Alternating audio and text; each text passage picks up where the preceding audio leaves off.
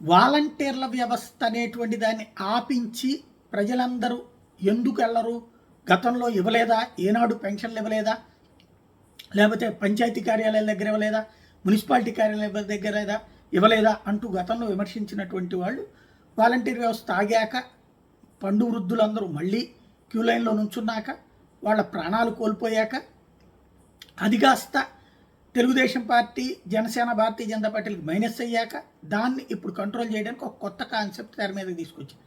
ఇది chief secretary Jawahar Reddy తప్పు.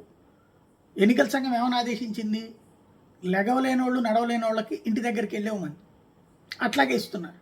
కానీ లెగవగలిగి నడవగలిగినటువంటి వాళ్ళు ఇక్కడికి వచ్చింది, వాళ్ళు చనిపోయారు. ఎవరిది బాధ్యత అప్పుడు?